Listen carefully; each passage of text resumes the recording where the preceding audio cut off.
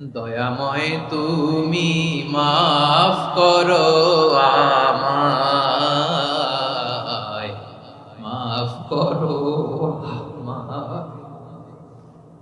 আল্লাহ তাআলা যদি দয়া করে আমাদেরকে মাফ না করে, আমাদের বাঁচার কোনো উপায় নাই। আপনি কি ভেবেছেন আপনার নামাজ দিয়ে আপনি জান্নাতে যাবেন? আপনি তাহাজ্জুদ গুজার, সেজদা দিতে দিতে কপালে দাগ ফেলেছেন, এটা আপনারা জান্নাতে নেবে না? আপনি এলাকার সবচেয়ে বড় হাতেম তাই দানশীল, এই দানের ভরসায় বসে আছেন, কশিন কালো না। আমাদের নামাজ, আমাদের রোজা, আমাদের ইবাদত, এগুলোকে মিজানের পাল্লায় উঠালে কোনো ওজনই হবে না। তবে আমাদের একটা কৌশল জানা আছে, আমরা আল্লাহর রহমতের ভিখারি। আমরা সেদিন আগেই গুনার স্বীকৃতি দিয়ে দেব। আমরা বলবো, আল্লাহ তুমি প্রশ্ন করার আগে তোমার একটা কথা বলি, আমারে কিছু জিজ্ঞেস করো না, আমি সব করেছি। এমন কোন পাপ নাই যে পাপ আমারে দিয়ে হয় নাই। তোমার রহমত দিয়ে তুমি জান্নাতে পাঠাবা, তোমার দয়ায় জান্নাতে যেতে চাই, আমল দিয়ে না। পারবেন বলতে? কিয়ামতের দিন আমরা বলবো, আল্লাহ আমার আমল দিয়ে জান্নাত চাই না, আমি তোমার দয়া দিয়ে জান্নাত চাই। তোমার দয়া ছাড়া আমার কোনো উপায় নাই। কারণ আল্লাহ যদি বিচার করে, বাঁচার কারো উপায় নাই। আল্লাহ যদি বলে ফেলেন তুই এটা করলি কেন, ওখানে গেলি কেন, কোরআনে 1000 বার নিষেধ করলাম তারপরেও এই পাপে জড়ালি কেন, এরকম প্রশ্ন ছুড়ে দিলে আমার উত্তর আছে? বাঁচার কোনো উপায় আছে? রোজ হাসরে হে আল্লাহ আমার করোনা বিচার, আল্লাহ করোনা বিচার। বিচার চাহি না তব দয়া চাই, এ গুনাহগার করোনা বিচার। আপনার আমল দিয়ে জান্নাতে যাবেন? কি দিয়ে যাবেন? আল্লাহর দয়া দিয়ে। আল্লাহর রহম আর দয়া ছাড়া কেউ জান্নাতের চেহারাও দেখতে পাবে না। আজকে আমরা যে টপিকটা নিয়ে আলোচনা করব সেটা হচ্ছে, আমরা যে জীবনে বিপদে পড়ি, আমরা বিপদে পড়লে আমাদেরকে উদ্ধার করে কে? আল্লাহ ছাড়া আমাদের বাঁচানোর কেউ আছে? উদ্ধার করার কেউ আছে? রক্ষা করার কেউ আছে?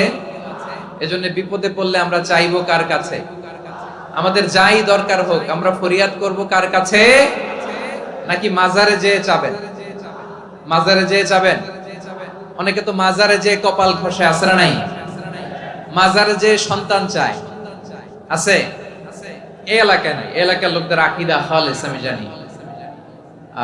মাজারে যেয়ে কপাল ঘষে আর সন্তান চায়। আচ্ছা, মাজারে গেলে সন্তান পাওয়া যায়? আচ্ছা, মাজারে না গেলে যদি বাচ্চা না হতো, গরু ছাগলের যে বাচ্চা হয় ওরা কোন মাজারে মানত করে বলেন? কথা কি বুঝতেছেন? এই যে প্রতি বছর গরু ছাগল ভেড়া এগুলো যে বাচ্চা দেয়, এরা কোন মাজারে যে মানত করে? এজন্য চাইতে হবে একজনের কাছে, তিনি কে? আমার প্রিয় পটুয়াখালীবাসী, মাজার জিয়ারত করা সুন্নাহ। আমরা মাজার জিয়ারত করব, আল্লাহ ওয়ালাদের কবরে যাব, আমরা সেখানে যে সালাম দিব, দোয়া করব, নিজের জন্য করব, কবরে শুয়ে থাকা মাইয়েতের জন্য করব, পুরো মুসলিম উম্মার জন্য করব। কিন্তু কবরে যিনি শুয়ে আছে ওই বাবার কাছে সন্তান চাওয়া যাবে? চাকরি চাওয়া যাবে? সফলতা চাওয়া যাবে? সফলতা দেয় কে? সবাই বলেন নাই, আওয়াজ করে বলেন, সফলতা দেওয়ার মালিক কে? এক কথাই রব্বুল আলামিন বলেন, ওয়া ইয়ামসাসকাল্লাহু বিদুররিন ফালা কাশিফা লাহু ইল্লা হু ওয়া ইয়ুরিদকা বিখাইরিন ফালা রাদ্দা লিফাদলি ইউসিবু বিহি মান ইয়াশাউ মিন ইবাদিহি ওয়া হুয়াল গফুরুর রহিম। আল্লাহু আকবার। আল্লাহ বললেন, ওয়া ইয়ামসাসকাল্লাহু বিদুররিন ফালা কাশিফা লাহু ইল্লা হু। আল্লাহ যদি তোমাকে কোনো বিপদ স্পর্শ করায়, আল্লাহ যদি তোমারে কোনো বিপদে ফেলে দেয়, ওই বিপদ থেকে উদ্ধার করার তিনি ছাড়া আর কেউ নাই। জোরে বলেন ঠিক কি না? তিনি যদি কোনো বিপদে ফেলেন, তিনি ছাড়া বিপদ থেকে উদ্ধার করার কেউ নাই। আর তিনি যদি তোমার প্রতি কোনো অনুগ্রহ করতে চান, ওই অনুগ্রহ ঠেকিয়ে দেওয়ার ক্ষমতাও কারো নাই। আল্লাহ যদি আপনার সফলতা দিতে চায়, পৃথিবীর কোন শক্তি ওই সফলতাকে থামাতে পারে? এজন্য আল্লাহ বললেন, খবরদার, চিন্তার আকীদা খালিস করে নাও। ওয়া ইয়ামসাসকাল্লাহু বিদুররিন ফালা কাশিফা লাহু ইল্লা হু। আল্লাহ বিপদে ফেললে বিপদ থেকে উদ্ধার করার কেউ থাকে না। আর আল্লাহ যদি তোমার প্রতি দয়া দেখাতে চান, অনুগ্রহ করতে চান, ওই অনুগ্রহকে প্রতিরোধ করার মতো ক্ষমতা কারো নাই। তিনি তার বান্দাদের মধ্য থেকে যাকে ইচ্ছা তাকে দেন, যত ইচ্ছা তত দেন। তিনি ক্ষমাশীল, তিনি মেহেরবান। সুবহানাল্লাহ। তিনি ক্ষমাশীল, তিনি মেহেরবান। তাহলে এই আয়াত থেকে আমরা বুঝতে পারলাম, আমরা যদি বিপদে পড়ি আমাদেরকে কেউ বাঁচাতে পারে না।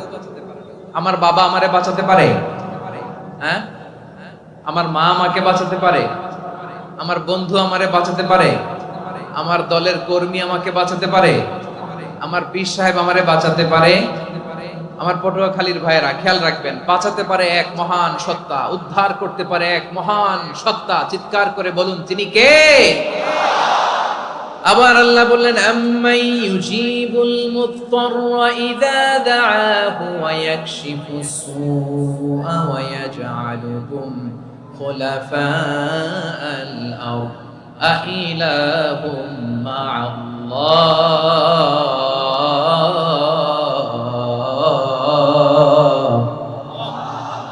ক্বালিলাম মা তাযাক্কারুন। রব্বুল আলামিন বলেন, বিপদে পড়ে কাতর কণ্ঠে চিন্তাগ্রস্ত হয়ে যখন কেউ ফরিয়াদি হয়ে আল্লাহর ডাকে হাত তোলে, তখন এই ব্যক্তির ডাকে সাড়া দেয় কে? সবাই বলুন। কাতর কণ্ঠে বিপন্ন অবস্থায় আপনি যখন কেঁদে কেঁদে হাত তুলে আপনার দুঃখের কথা জানান, আপনি যখন ডাকেন তারে, তখন আপনার ডাকে সাড়া দেয় কে? আল্লাহ বলে, আমি সাড়া দেই। তোমাদের বিপদকে মুক্ত করে দেয় কে? ওই আল্লাহর সাথে কোন উপাস্য আছে নাকি? কিন্তু খুব অল্প সংখ্যক লোকই তোমরা উপদেশ গ্রহণ করো। কথাটা কার? তাহলে বিপন্ন মানবতা যখন কাঁদে, মানুষ যখন বিপদে পড়ে নিরুপায় হয়ে ফরিয়াদ করে, তার ডাক শোনার কেউ নাই একজন ছাড়া। চিল্লায় বলেন তো, তিনি কে? এজন্য আমরা ফরিয়াদের হাত কার দিকে তুলবো? প্রিয় পটুয়াখালী, বলেন, ফরিয়াদের দুটো হাত আমরা কার দিকে তুলবো?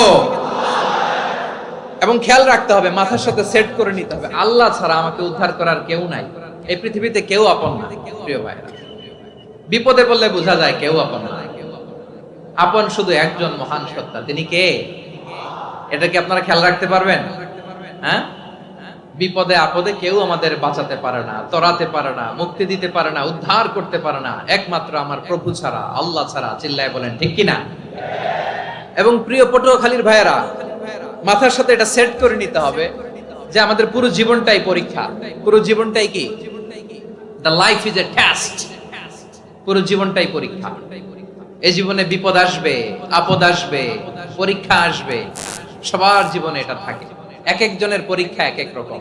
আমার পরীক্ষা একরকম, মাসুদ ভাইয়ের পরীক্ষা একরকম, চৌধুরী সাহেবের পরীক্ষা একরকম, আপনার পরীক্ষা একরকম, উনার পরীক্ষা আবার আরেক রকম।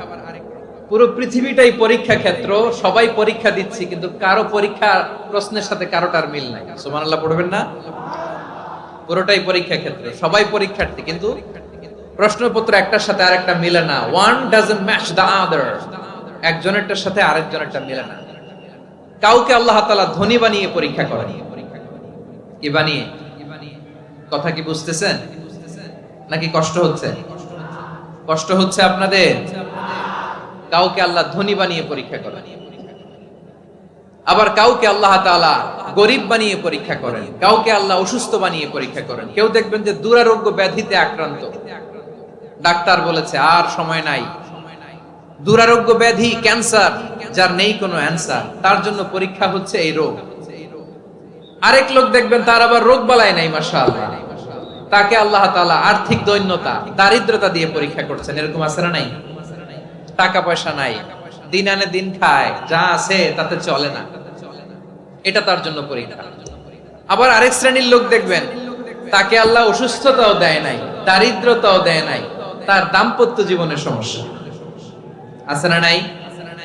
স্ত্রী কথা শোনে না, অথবা ছেলে মেয়ে কথা শোনে না। তাহলে পরীক্ষা সবার জীবনে আছে, এক একজনের পরীক্ষাটা এক এক রকম। আল্লাহ তাআলা দেখতে চায় যে এই পরীক্ষার সময় আমরা কিরকম রেসপন্স করি, how to deal with the test, কিভাবে এই বিপদ আপদ পরীক্ষাগুলোকে আমরা হ্যান্ডেল করব, ডিল করব। এটা হচ্ছে আজকের আলোচনার বিষয়। বুঝতে পেরেছেন সবাই আমার প্রিয় ভাইরা? তাহলে পরীক্ষাময় আমাদের জীবন, বিপদ আপদ পরীক্ষা, এটা মানুষের পিছু ছাড়ে না। সবার জীবনে পরীক্ষা আছে, নবীদের জীবনেও পরীক্ষা ছিল। সাহাবারা জিজ্ঞেস করেছেন, ইয়া রাসূলুল্লাহ, আইয়ুন নাসি আশাদ্দু বালাআন ফিদ দুনিয়া, এই দুনিয়ার বুকে কাদের পরীক্ষা সবচেয়ে বেশি? বিশ্বনবী বলেছেন, আল আম্বিয়া, এই পৃথিবীতে সবচেয়ে বেশি পরীক্ষা আল্লাহ তাআলা নিয়ে থাকেন নবীদের। কাদের? নবীদের। সুম্মাল আমসাল ফাল আমসাল, এরপরে নবীদের পরের স্তরে যারা, তাদের পরীক্ষা। এরপরে তাদের পরের স্তরে যারা, তাদের পরীক্ষা। সিদ্দিকীনদের, শুহাদাদের, সালিহিনদের, আল্লাহওয়ালাদের। যার ঈমান যত মজবুত, তার জীবনে পরীক্ষাও তত বেশি। চিল্লায় বলেন ঠিক কিনা? তাহলে মুমিনরা, বিশ্বাসীরা, আমরা কি পরীক্ষা বিপদ আপদে ভয় পাই? হ্যাঁ, বিপদ দেখলে ভয় লাগে আপনাদের? ভয় লাগে? হ্যাঁ, না, মুমিনরা বিপদে ভয় পায় না, তারা হতাশ হয় না, সুবহানাল্লাহ, তারা নিরাশ হয় না। বিশ্বাসীরা হাল ছেড়ে দেয় না, তারা ভরসা রাখে একজনের উপর। চিল্লায় বলতে হবে তিনি কে? কারণ মুমিন জানে the grief isn't permanent, the test isn't permanent, the struggle in our life isn't permanent. আমাদের জীবনের দুঃখ, কষ্ট, স্ট্রাগল, এগুলো পার্মানেন্ট নয়। After every difficulties there is an ease. সব কষ্টের পরেই একটা সুখ আছে না নাই? রব্বুল আলামিন বলেন, ফা ইন্না মাআল উসরি ইউসরা, ইন্না মাআল উসরি ইউসরা, ভয় পেও না, চিন্তা করো না, কষ্টের সাথেই আমি রেখে দিয়েছি স্বস্তি। সুবহানাল্লাহ বলেন। মুমিন জীবনে বিপদ যত বেশি, কষ্ট যত বেশি, তার সামনে সফলতা তার চেয়েও বেশি। ঠিক কিনা বলেন? কারণ বিশ্বাসীরা জানে, রাত্রি যত গভীর হয়, সুবহে সাদিকের সময় তত আগাতে থাকে। গর্ভবতী নারীর পেটের ব্যথা যত বাড়তে থাকে, ঘরে নতুন মেহমান আগমনের সময় ঘনাতে থাকে। মুমিনদের উপর বিপদ, অত্যাচার, আপদ, পরীক্ষা যত বাড়তে থাকে, কালেমার পতাকা উড্ডয়নের সময় কাছে আসতে থাকে। বিশ্বাসীদের এগুলো হিসাব মিলানো অনেক আগে, এগুলো অনেক আগে হিসাব মিলানো। দুঃখের আধার শেষে সুখের আলো মিটি মিটি হাসে। চিল্লায় বলেন ঠিক কিনা? দুঃখের আধার শেষে আলোর প্রভাত হাসে, হতাশার কালো মেঘে যায় গো ভেসে, হতাশার কালো মেঘে যায় গো ভেসে। দুঃখের আধার শেষে আলোর প্রভাত হাসে, হতাশার কালো মেঘে যায় গো ভেসে, হতাশার কালো মেঘে যায় গো ভেসে। কোরআনের পাতায় পাতায় দেখো, ঈমানের পথ ঢাকা ব্যথার কাটায়। কোরআনের পাতায় পাতায় দেখো, ঈমানের পথ ঢাকা ব্যথার কাটায়। ভেঙে পড়ো না কভু হতাশ হয়ে, ভেঙে পড়ো না কভু হতাশ হয়ে। জ্বলে পুড়ে খাঁটি সোনা হও গো শেষে, জ্বলে পুড়ে খাঁটি সোনা হও গো শেষে। দুঃখের আধার শেষে আলোর প্রভাত হাসে, হতাশার কালো মেঘে যায় গো ভেসে, হতাশার কালো মেঘে যায় গো ভেসে। ঠিক কিনা বলেন? দুঃখ যত বেশি, পরীক্ষা যত বেশি, কষ্ট যত বেশি, সুখের সময় তত কাছাকাছি। চিল্লায় বলতে হবে ঠিক কিনা? এজন্য মুমিন জীবনে পরীক্ষা বেশি, মুমিনদের হতাশা নাই। মুমিনরা নিরাশ হয় না, হতাশ হয় কাফিররা। মুমিনরা কখনো হাল ছেড়ে দেয় না, মুমিনরা ভরসা রাখে একজনের উপর, তিনি কে? তাহলে আমার প্রিয় পটুয়াখালীবাসী, বিপদ থাকবে, পরীক্ষা থাকবে, এই বিপদ থেকে আমাদেরকে উদ্ধার করবেন একজন, তিনি কে? আমরা শুধু আল্লাহর উপরই ভরসা রাখবো। রাজি আছেন তো? চাইবো একজন সত্তার কাছে, আওয়াজ করে বলুন তিনি কে? একজন সত্তার কাছে চাইবে। বিশ্বনবী ওনার চাচাতো ভাই আব্দুল্লাহ ইবনে আব্বাস রাদিয়াল্লাহু তাআলা আনহুকে বললেন, ইয়া আব্দুল্লাহ ইবনে আব্বাস, হে আব্দুল্লাহ ইবনে আব্বাস, ইদা সাআলতা ফাসআলিল্লাহ, যখন চাইবে আল্লাহর কাছে যাও। ও আব্দুল্লাহ, যখন চাইবা আল্লাহর কাছে চাও। ওয়া ইদা ইসতাআনতা ফাসতাইন বিল্লাহ, যখন সাহায্য চাইবা আল্লাহর কাছে ফরিয়াদ করো। জেনে রেখো ও আব্দুল্লাহ, ওয়া'লাম আন্নাল উম্মাতা লাউ ইজতামাআত আলা আন ইয়ানফাউকা বিশাইইন লাম ইয়ানফাউকা ইল্লা বিশাইইন ক্বাদ কাতাবাহু আল্লাহু লাক। ও আব্দুল্লাহ, জেনে রেখো, মনে রেখো, গোটা বিশ্বের সবাই মিলে যদি তোমার উপকার করতে চায় ততটুকুই তারা করতে পারবে যতটুকু আল্লাহ তোমার নসিবে সেটা লিখে রেখেছে। ঠিক কিনা বলেন? আর যদি গোটা বিশ্বের সবাই মিলে তোমার বিরুদ্ধে কনস্পাইরেসি করে, ষড়যন্ত্র করে, গোটা বিশ্বের সবাই মিলেও যদি তোমার ক্ষতি করতে চায় ততটুকুই শুধু পারবে যেটা আল্লাহ তোমার জন্য বরাদ্দ রেখেছে। যতটুকু আল্লাহ তাআলা তোমার জন্য বরাদ্দ রেখেছে অতটুকুই ক্ষতি করতে পারবে, আর এক চুল বেশিও করতে পারবে না, কমও করতে পারবে না। চিল্লায় বলেন ঠিক কিনা? এজন্য আমরা চাইবো কার কাছে? সবাই বলেন নাই, আওয়াজ করে বলেন কার কাছে?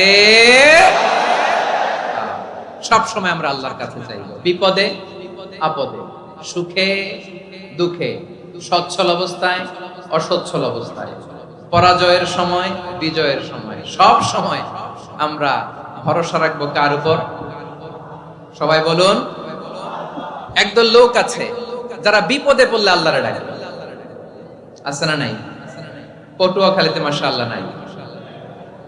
বিপদ আসলে আল্লাহরে ডাকে, বিপদ নাই আল্লাহও নাই। বিপদে পড়লে নামাজ পড়ে, বিপদও নাই নামাজও নাই।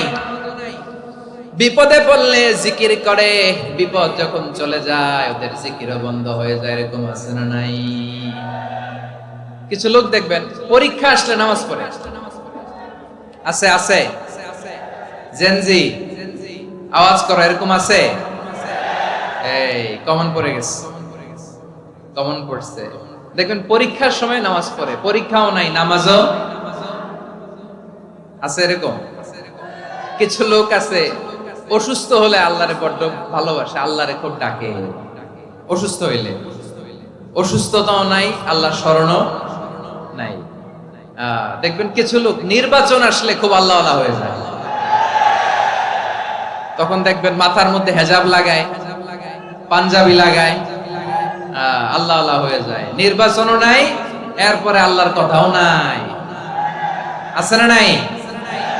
না, এরকম হওয়া যাবে না। সব সময় আমরা আল্লাহরে ডাকবো, বিপদে আপদে সব সময় ভরসা রাখবো আমরা একজনের উপর। আওয়াজ করে বলেন তিনি কে? এ কথাই আল্লাহ তাআলা আমাদের চোখে আঙ্গুল দিয়ে জানিয়ে দিলেন, ফাইদা রাকিবু ফিল ফুলকি দা'আবুল্লাহা মুখলিসিনা লাহুদ্দিন ফালাম্মা নাজ্জাহুম ইলাল বাররি ইযা হুম ইউশরিকুন। আল্লাহ বলে একদল লোক আছে, তারা যখন নৌযানে চড়ে, জলযানে চড়ে, সাগরের মধ্যে যখন জাহাজে চড়ে, লঞ্চে চড়ে, তারা যখন তুফানের সম্মুখীন হয় তখন তারা আল্লাহরে বড্ড বেশি ডাকে, একান্ত ভাবে ডাকে, বিশুদ্ধ চিত্তে ডাকে। আবার তুফান থেকে তাদেরকে সেফ জোনে নিয়ে, নিরাপদ জোনে নিয়ে যখন বন্দরে আমি আল্লাহ তাদেরকে বেরিয়ে দেই, ওই লোকগুলো আবার আমি আল্লাহর সাথে শিরিক করে। এরকম আছে না নাই? জাহাজে উঠছে, সাগরের মাঝখানে তুফান, ওই সময় দেখবেন আল্লাহ কারে কয়। এই কথা তো আপনাদেরকে বোঝানো সহজ, আপনারা তো নদীর দেশের মানুষ। লঞ্চে চড়েন নাই কারা কারা? দেখি, লঞ্চে চড়ছেন? হ্যাঁ, লঞ্চে চড়ে নাই এরকম একজনও নাই এখানে। আচ্ছা, লঞ্চে উঠছেন কে কে? দেখি। মাশাআল্লাহ মাশাআল্লাহ মাশাআল্লাহ, ঠিক আছে, আপনাদের বোঝানো সহজ। আচ্ছা, লঞ্চে উঠে তুফানের সম্মুখীন হয়েছেন, জলোচ্ছ্বাস, সবাই? মাশাআল্লাহ। তো এই ওয়াজ তো আপনাদের মুখস্থ, ঠিক কিনা বলেন? আমার বলার দরকার নাই, বলেন। মাঝ নদী, তুফান, জলোচ্ছ্বাস, জলের মধ্যে উচ্ছ্বাস, ঢেউ, টর্নেডো, সাইক্লোন, মেঘের ঘনঘটা, পরিবেশ ঘুটঘুটে অন্ধকার, লঞ্চ একবার এদিকে আরেকবার ওইদিকে, ভিতরে কি অবস্থা হয় বলেন তো? হ্যাঁ, তখন মুসলিম আল্লাহর ডাকে, হিন্দু আল্লাহর ডাকে, ঠিক কিনা বলেন? আস্তিক আল্লাহর ডাকে, নাস্তিক আল্লাহর ডাকে, ঠিক কিনা? লঞ্চের ভেতর, স্টিমারের ভেতর কান্নারে রোল পড়ে যায়, চিৎকারের রোল পড়ে যায়, সবার মুখ দিয়ে শুধু একটা আওয়াজ, লা ইলাহা লা ইলাহা লা ইলাহা সুবহানাল্লাহ আলহামদুলিল্লাহ লা ইলাহা। আল্লাহ নামের জিকির করবে যারা, আল্লাহর কাছে প্রিয় তারা, আল্লাহর কাছে প্রিয় যারা, জান্নাতে প্রবেশ করবে তারা, জোরে লা ইলাহা লা ইলাহা ইল্লাল্লাহ লা ইলাহা ইল্লাল্লাহ মুহাম্মাদুর রাসূলুল্লাহ সাল্লাল্লাহু আলাইহি ওয়াসাল্লাম। আমার প্রিয় পটুয়াখালীবাসী, তাহলে লঞ্চের ভেতরে যখন আমরা তুফানের মধ্যে পড়ি, তখন সবাই মিলে আমরা একটা নামের জিকির করি। নামটা কার? মুসলমানেরাও ডাকে, হিন্দুরাও ডাকে, আস্তিকও ডাকে, নাস্তিকও ডাকে, সবাই ডাকে একজনকে। তিনি কে? আবার দেখবেন ওই আল্লাহ তুফানের পরে, ঝড়ের পরে ওই লঞ্চটাকে যখন সদর ঘাটে ফিরিয়ে দেয়, আবার আমরা নাফরমানি শুরু করে দেই। সে কোথায়? আল্লাহ বললেন, ফাইদা রাকিবু ফিল ফুলকি দা'আউল্লাহ মুখলিসিনা লাহুদ্দীন ফালাম্মা নাজ্জাহুম ইলাল বাররি ইযা হুম ইউশরিকুন।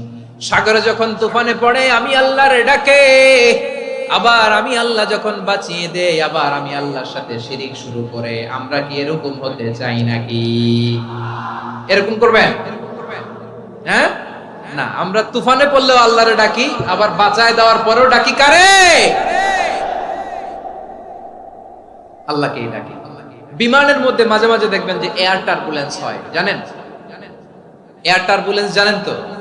মাঝে মাঝে বিমানটা বাউন্সিং করে, বাম্পি, ভেরি বাম্পি ওয়েদার। শুনেন নাই? 40,000 ফিট উপরে যখন থাকে, তখন পাইলট মাঝে মাঝে বলে, dear passengers, ladies and gentleman, right now we are flying 40,000 feet above the ground and we are passing very air turbulence, very heavy air turbulence right now. Please fasten your seat belt. দেখবেন মাঝে মাঝে বলে যে, ভদ্র মহিলা, ভদ্র মহোদয়গণ, আমরা 40,000 ফিট উপর দিয়ে যাচ্ছি আর এয়ার টার্বুলেন্স ফেস করছি, মেহেরবানি করে আল্লাহর হস্তে সিট বেল্ট বাঁধুন। তখন বিমানটা এরকম বাউন্সিং করে, শেকিং করে। আপনারা মুখোমুখি হয়েছেন? ইদানিং এই এয়ার টার্বুলেন্স বেড়ে গিয়েছে। গত বছর আমার ইন্টারন্যাশনাল অনেকগুলো ফ্লাইট ছিল, তো আমি দেখলাম যে আগের ফ্লাইটগুলোর তুলনায় এখন এয়ার টার্বুলেন্স খুব বেশি। আমি একটু রিসার্চ করে দেখলাম, ক্লাইমেট চেঞ্জের কারণে, জলবায়ু পরিবর্তনের কারণে আকাশের বাতাসের মুভমেন্টে পরিবর্তন হয়েছে, ফলে এখন বিমান শেকিং করে বেশি, বাউন্সিং, বাম্পি ওয়েদার। তো বলেন তো, 40,000 ফিট উপরে যখন আপনি, কয় হাজার ফিট? সবাই বলুন, কয় হাজার ফিট? 40,000 ফিট উপরে যখন আপনি, তখন যখন বিমানটা এরকম বাউন্সিং করে, সবাই যখন ভমিটিং করে বিমান নষ্ট করে দেয়, বমি করে, তখন বাঁচানোর কে আছে আল্লাহ ছাড়া? কেউ আছে? ওই মুহূর্তেও সবাই মিলে একজনের ডাকে আওয়াজ করে বলেন, তিনি কে?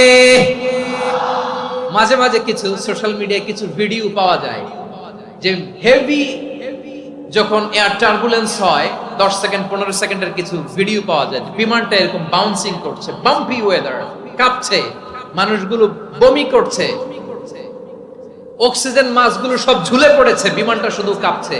তখন দেখবেন বিমানের ভেতরেও এরকম লঞ্চের মতো চিৎকার আছে না নাই? বিমানের ভেতরেও তখন চিৎকার। গত বছর হিথ্রো এয়ারপোর্ট থেকে সিঙ্গাপুর এয়ারলাইন্সের একটা flight Heathrow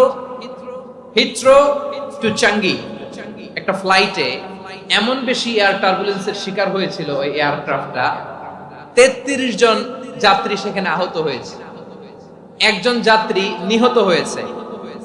cabin cruise, air hostess যারা আছে, একজনের নাক ফেটে, চোখ ফেটে, কপাল ফেটে, ব্লিডিং হয়ে শয়লা। প্রিয় ভাইরা, 40,000 ফিট উপরে বিমানটা যখন কাঁপবে, তখন আমাদেরকে আল্লাহ ছাড়া আর কেউ বাঁচানোর আছে? এত আস্তে বললে হবে? ওই কঠিন মুহূর্তে আমার বাবা আমারে বাঁচাতে পারে, আমার বন্ধু আমারে বাঁচাতে পারে।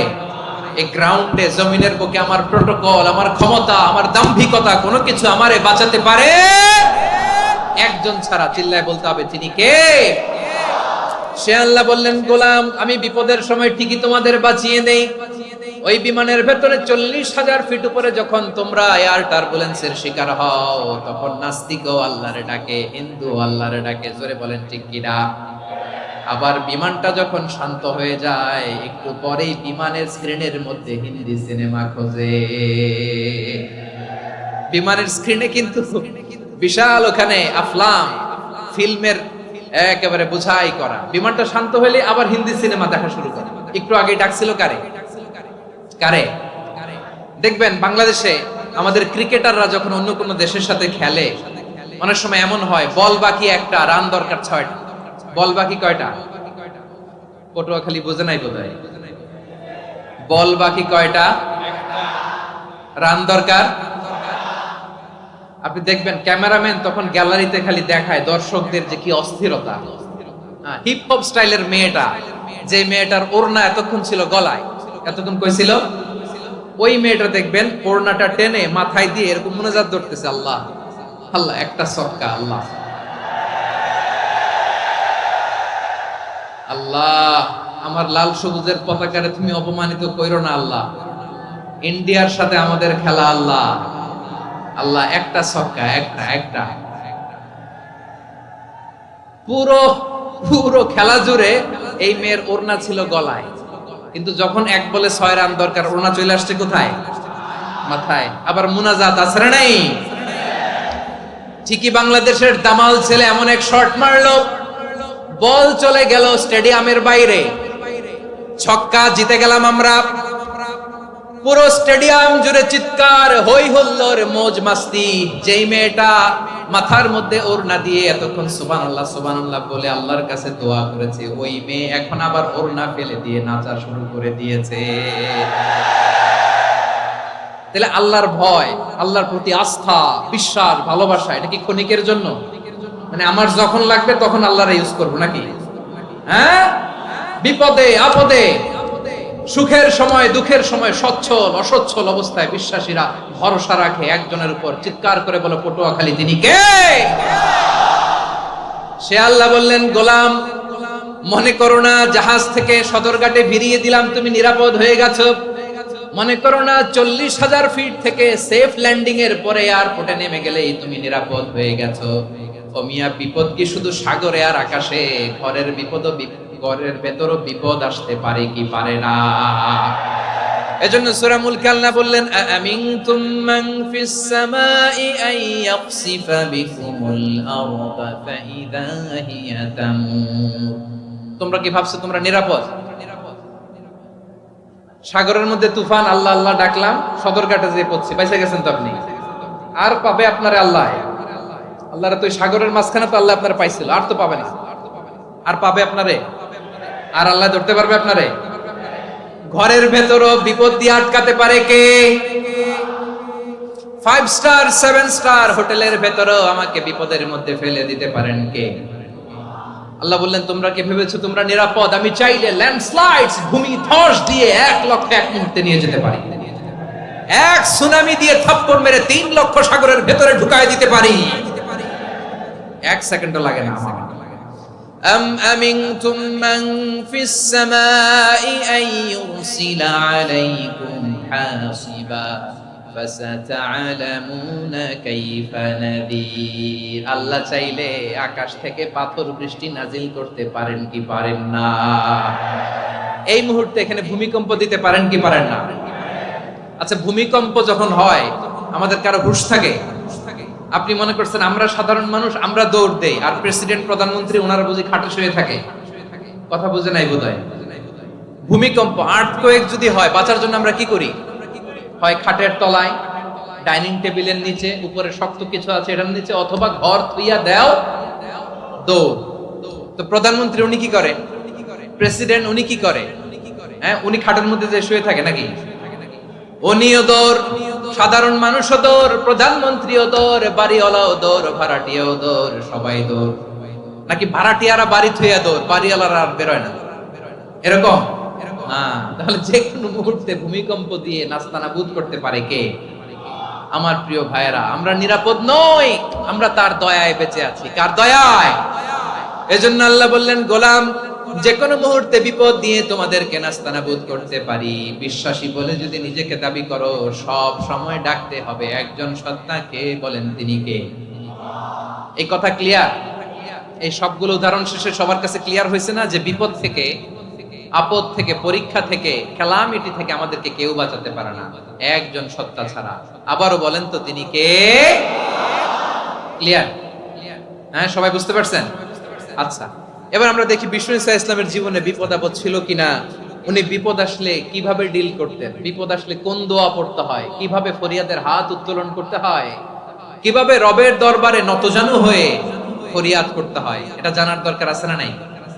আসুন আমরা বিষ্ণুনবীর জীবনী থেকে দেখি বিপদ আসলে উনি কি করতেন। বিপদ আসলেই প্রথমে বিষ্ণুনবী সাল্লাল্লাহু আলাইহি ওয়াসাল্লাম একটা দোয়া পড়তেন। কি পড়তেন? তিনি পড়তেন, ইন্না লিল্লাহি ওয়া ইন্না ইলাইহি রাজিউন। নিশ্চয় আমরা আল্লাহর জন্য, নিশ্চয় আমরা কার দিকে ফিরবো ভাই? আবার কার দিকে ফিরবো? আওয়াজ করে বলুন তো, আমরা এসেছি কার কাছ থেকে, আবারও ফিরে যাব কার কাছে? এজন্য বিষ্ণুই পড়ছেন, ইন্না লিল্লাহি ওয়া ইন্না ইলাইহি রাজিউন। নিশ্চয় আল্লাহর জন্য, ওই আল্লাহর দিকেই আমরা ফিরে যাব। তারপরে বিষ্ণুই পড়তেন, আল্লাহুম্মা আজুরনি ফি মুসিবাতি ওয়াখলুফ লি খায়রাম মিনহা। একসাথে প্রথমে পড়তেন ইন্না লিল্লাহি ওয়া ইন্না ইলাইহি রাজিউন, তারপর পড়তেন আল্লাহুম্মা আজুরনি ফি মুসিবাতি ওয়াখলুফ লি খায়রাম মিনহা। মানে আল্লাহ, এই যে আমি বিপদে ধৈর্য ধারণ করলাম, এটার সব তুমি আমারে দাও, আর যেটা হারালাম এর চেয়ে ভালো কিছু দিয়ে মেকআপ করে দিও, ভালো কিছু দিয়ে বদল করে দিও। সুবহানাল্লাহ পড়েন। তাহলে বিপদ আসলে আমরা কি পড়ব? কথা বলেন। এই যে আমি শুয়েছিলাম, নাশিদ গাচ্ছিল ওরা, এদেশে পরস্পরে দেখা হলে দেয় সালাম, এদেশে আমজনতার হৃদয় জুড়ে পাক কালাম, এদেশে বিপদ এলে সর্বজনে সর্বক্ষণে দোয়া পড়ে ইন্না লিল্লাহ। কি পড়ে? সুবহানাল্লাহ সুবহানাল্লাহ সুবহানাল্লাহ সুবহানাল্লাহ। এদেশে আজান শুনে সূর্য ওঠে শহর গ্রামে, এদেশে আজান শুনে সূর্য ডুবে সন্ধ্যা নামে, এদেশে সকল কাজে সবাই বলে বিসমিল্লাহ, এদেশে ভালো কিছু দেখে শুনে হাসি মুখে সবাই বলে মাশাআল্লাহ। সুবহানাল্লাহ পড়েন। তাহলে বিপদ এলে আমরা কি পড়ি? কথা বুঝলে সবাই উত্তর দিতে হবে, বিপদ এলে কি পড়ি? তাহলে বিপদ এলেই আমরা এখন থেকে ইন্না লিল্লাহ পড়ব, নাকি হাই হুতাশ করবেন? একদল আছে হাই হুতাশ করে, হায় আল্লাহ রে মোর কি হইল রে, মুই কি হরমু রে, মুই কমবে জামু রে, আছে না নাই? এরকম বিলাপ করতে নিষেধ করেছেন বিশ্বনবী। কি করব, কই যাব, কি হবে, হায় হায়, এরকম হাহুতাশ আছে না নাই? বিশ্বাসীরা হাহুতাশ করে না, তারা ইন্না লিল্লাহ পড়ে। কি পড়ে মনে থাকবে? আমরা পড়বো ইন্না লিল্লাহি ওয়া ইন্না ইলাইহি রাজিউন। নিশ্চয়ই আমরা আল্লাহর জন্য, আমরা আল্লাহর দিকেই ফিরে যাব।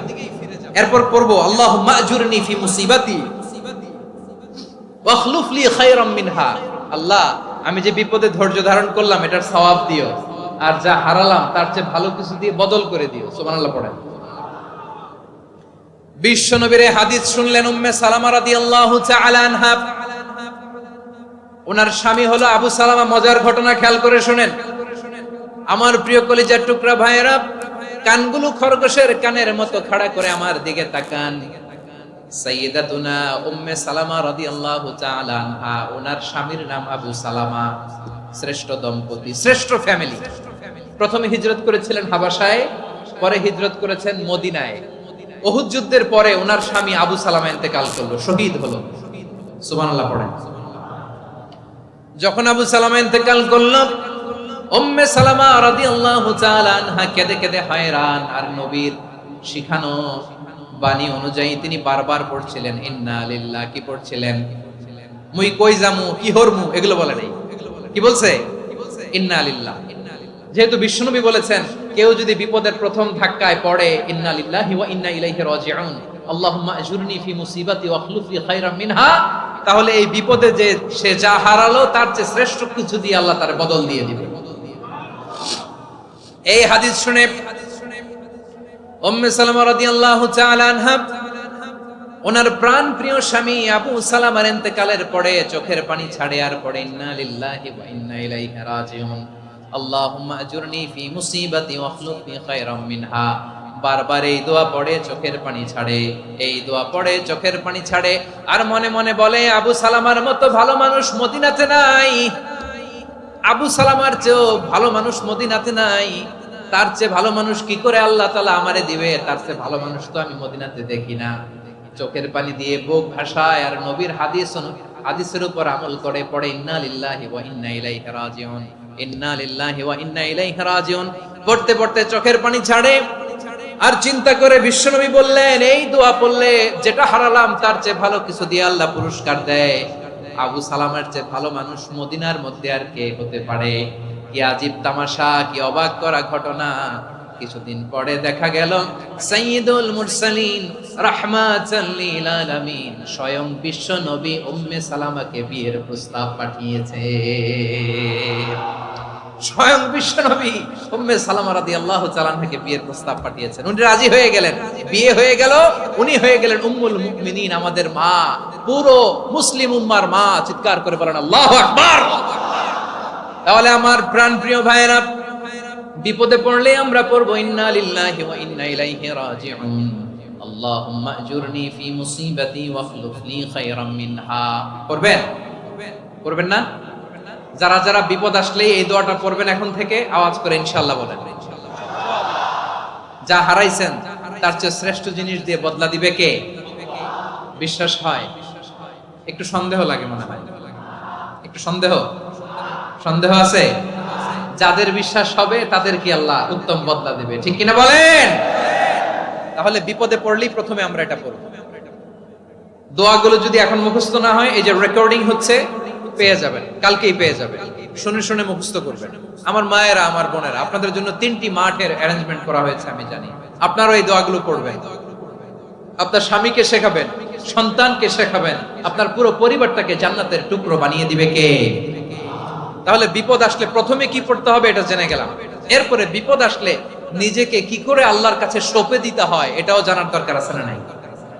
বিপদে প্রথমে ইন্না লিল্লাহ পড়লাম, ধৈর্য ধারণ করলাম, বিপদ থেকে উদ্ধারের সর্বোচ্চ চেষ্টা করলাম। আমার কাজ যখন শেষ তখন আমি আমার এই বিষয়টা আল্লাহর কাছে সঁপে দিব। কার কাছে সুপর্দ করব? কার কাছে? বিপদে বললে কেমন করে নিজেকে আল্লাহর কাছে সঁপে দিতে হয় আসুন সাইয়েদনা ইব্রাহিম আলাইহিস সালামের জীবনী থেকে জানি। আল্লাহর খলিল ইব্রাহিম আলাইহিস সালাম আমাদের মতো সমাজ ব্যবস্থা পায় নাই। আমরা জন্মের পরে আমাদের কানের ভেতরে আজান দিয়েছে কে? একামত দিয়েছে কে? আমাদের বাপদাদারা আমাদের কানে আজান দিয়েছে কি দেয় নাই? আমাদের জন্মের পরেই তো আজান, একামত।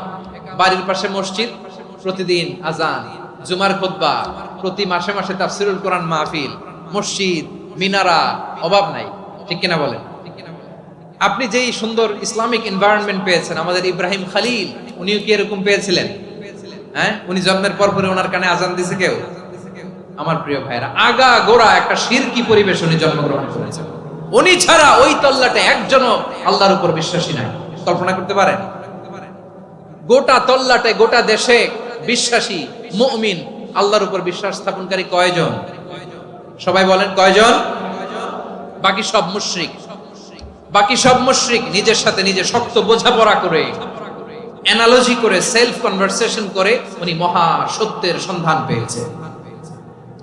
উনি আকাশের তারা দেখে ভাবে মনে হয় এটাই আমার খোদা, পরে দেখে তারা নাই, মনে মনে বলে না তাইলে এটা না।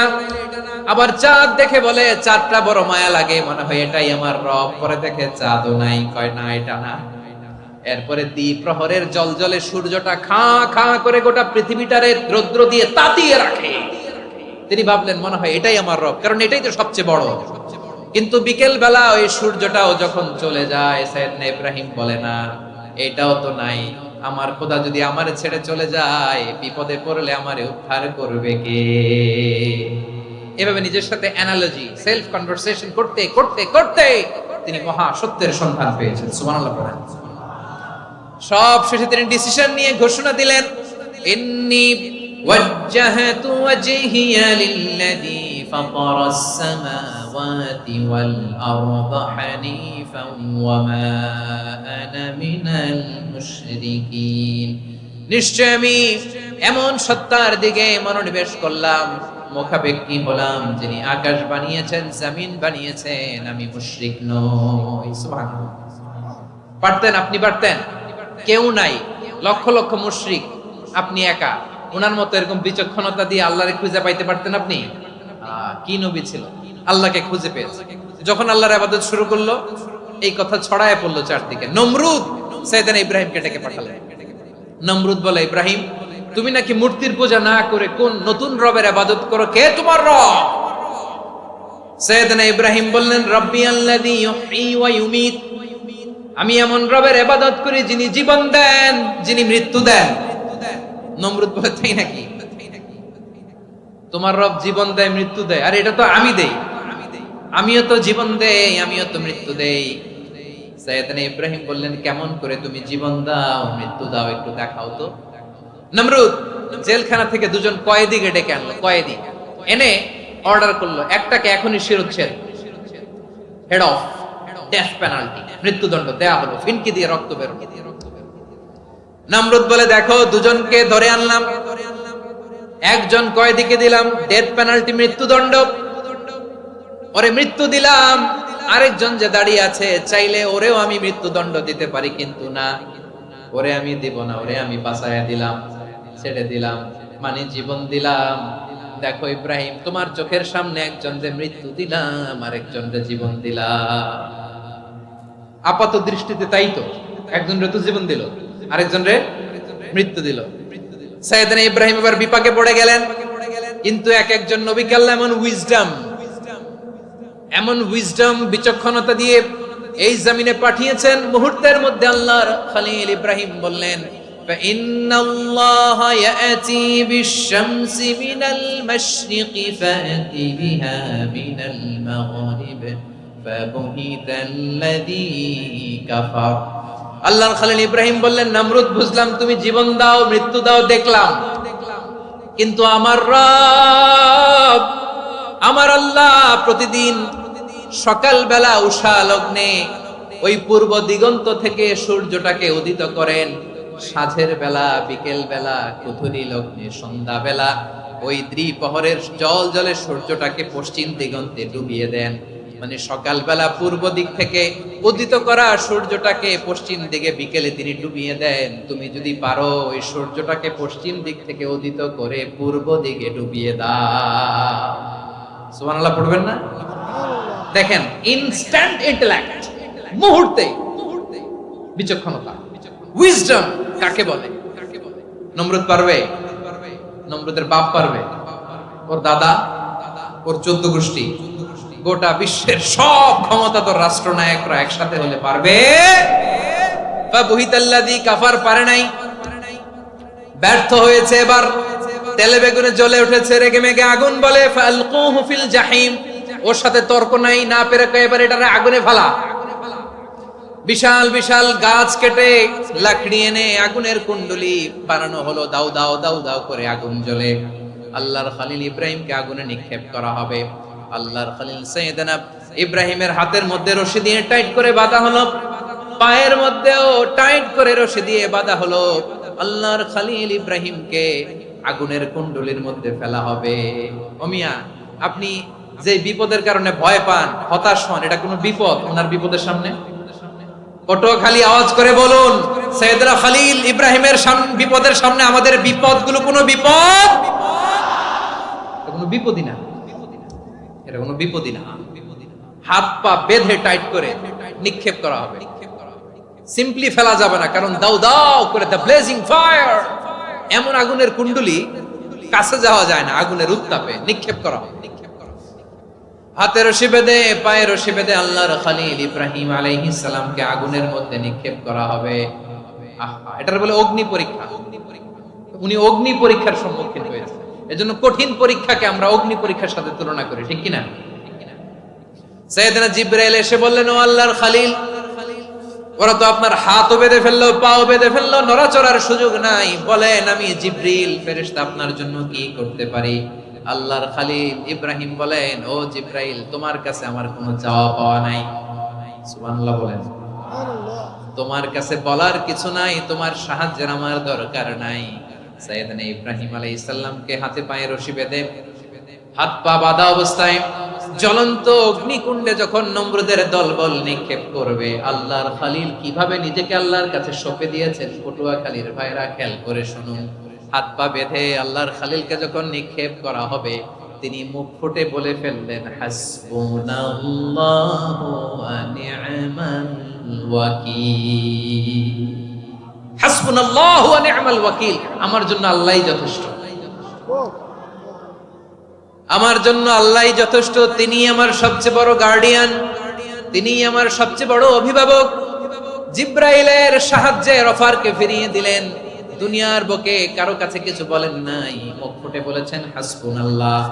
ও আমার পটুয়াখালীর প্রাণের ভাইয়েরা, খেয়াল রাখবেন, কোন বান্দা তার হাতে থাকা সব চেষ্টাটুকুন করার পরে মুখ ফসকে মুখ দিয়ে যখন বলে ফেলে হাসবুনাল্লাহ, বান্দা যখন হাসবুনাল্লাহ বলে ফেলে, ওই ব্যাপারটা ডিল করার দায়িত্ব স্বয়ং আল্লাহ আরশের উপর থেকে নিয়ে নেয়। আপনি যখন বলে ফেলবেন হাসবুনাল্লাহ, এটা ডিলিং করবে কে তখন? চিল্লায় বলেন না, তিনি কে? বান্দা তার সাধ্যের সবটুকু চেষ্টার পরে নতজানু হয়ে যখন বলবে হাসবুনাল্লাহ, আল্লাহ তুমি আমার জন্য যথেষ্ট, নি'মাল ওয়াকিল, তুমি আমার শ্রেষ্ঠ অভিভাবক, তখন তার কি দরকার না দরকার এটা ডিল করে স্বয়ং আল্লাহ। নিক্ষেপ করা হলো সাইয়েদনা ইব্রাহিমকে অগ্নিকুণ্ডলিতে।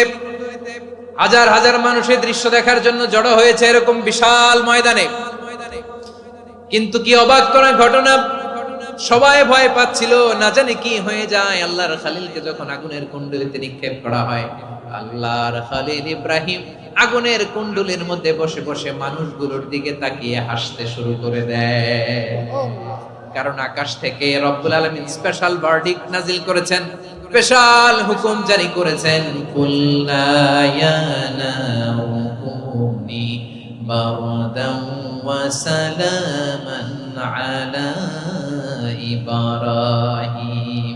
ও আগুন, খবরদার, সৃষ্টি শুরু থেকে তোকে একটা ধর্ম আমি বাতলে দিয়েছিলাম, তোর ধর্ম, আগুনের ধর্ম হলো যা পাবে জ্বালিয়ে সারখার করবে। আল্লাহ বলল, আগুন, তোর ধর্ম দিয়েছিলাম, তুই সব জ্বালিয়ে পুড়িয়ে সারখার করে দিবি, কিন্তু ক্ষণিকের জন্য আমি তোর জ্বালিয়ে দেওয়ার ক্ষমতাটাকে কেড়ে নিলাম, জ্বালিয়ে ভস্ম করে দেওয়ার ক্ষমতা আমি কেড়ে নিলাম। কুনি বারদান, ঠান্ডা হয়ে যা, কিন্তু এত বেশি ঠান্ডা হবি না আবার আমার ইব্রাহিমের জন্য সর্দি লেগে না যায়। সুবহানাল্লাহ, এত আস্তে বললে হবে? কুনি বারদান, বারদ মানে বরফ, ঠান্ডা, ঠান্ডা হ, কিন্তু এত ঠান্ডা হবি না যাতে আমার ইব্রাহিমের কষ্ট হয়। আগুন বলে, আল্লাহ একবার বললাম ঠান্ডা হ, আবার বরফ, এত ঠান্ডা হবি না যাতে খলিলের সর্দি না লাগে। কেমন ঠান্ডা হব, কেমন এনভায়রনমেন্ট তৈরি করে দেব বলো? আল্লাহ বললেন, সালামান আলা ইব্রাহিম, আমার খলিল, আমার কলিজা, আমার ইব্রাহিমের জন্য তুই জান্নাতের গুল বাগিচা হয়ে যা। ও ভাই, নবী মুসার মতো ঈমান হলে রাস্তা হবে সাগর জলে, নবী ইউসুফের মতো ঈমান হলে একে একে দরজা খোলে। নবী ইব্রাহিমের মতো ঈমান যদি আজও থাকে বিদ্যমান, অগ্নিকুণ্ডে দেখতে পাবে কবসরতে ফুল ভাগা। কুলনা ইয়া নারু কুনি বারদাও ওয়া সালামান আলা ইব্রাহিম। বান্দা যখন মুখ দিয়ে বলে হাসবুনাল্লাহ, আমার আল্লাহ আমার জন্য যথেষ্ট, এই বলে যখন নিজেকে সঁপে দেয়, তার কি লাগবে ওই দায়িত্ব স্বয়ং নিয়ে নেয় কে? সবাই বলেন স্বয়ং নিয়ে নেয় কে? তাহলে আমার প্রিয় ভাইরা, বিপদের শুরুতেই আমরা বলবো ইন্না লিল্লাহ। শুরুতে কি বলবো?